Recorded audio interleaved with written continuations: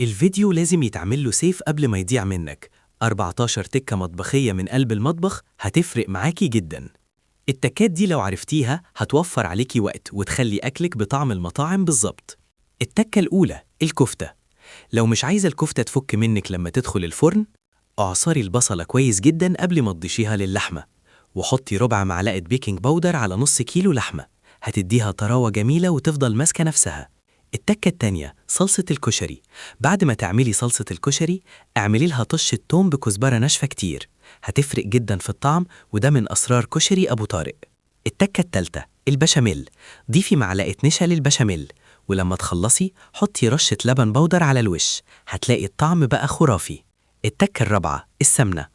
لما تسيحي السمنة البلدي ضيفي فيها ورق لورا وحبهان، هتديها ريحة حلوة جدا وتفضل متخزنة بنفس الريحة لمدة طويلة. التكة الخامسة رز بالخلطة. لو مكسلة تعملي الكراميل ضيفي معلقتين عسل أسود، هيدي لون وطعم حلو جدا للرز. التكة الستة شوربة لسان العصفور. لما تحمري لسان العصفور سيبيه شوية قبل ما تضيفي الشوربة، علشان لو ضفتي الشوربة على طول هيتشقق ويبان كأنه مكسر. التكة السبعة حفظ الخضار الورقي زي الشبت والبقدونس والجرجير. اغسليهم ونشفيهم كويس جدا في فوطة، وبعدين لفيهم في ورق أبيض مش كيس، علشان الكيس بيعمل بخار مية وبيبوظ الخضار.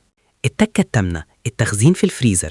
لما تخزني خضار أو فاكهة طلعي الهواء من الكيس كويس قبل ما تقفليه، علشان الحاجة ما تسودش وتفضل محتفظة بلونها. التكة التاسعة الملوخية.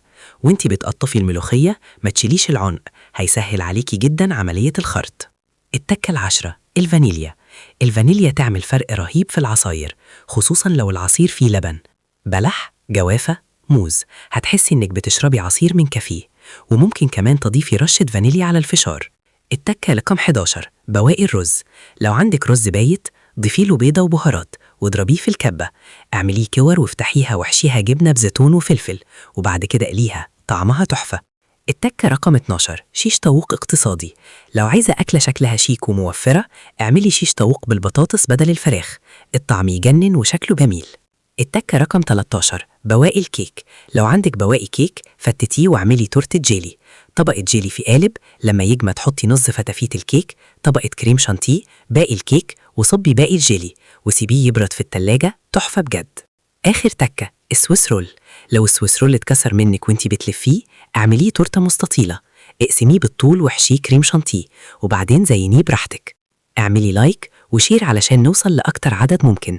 اللايك مش هيفرق معاك، لكن بيفرق معايا جدا علشان نقدر نستمر وننشر كل جديد. ما تنساش تصلي على الحبيب.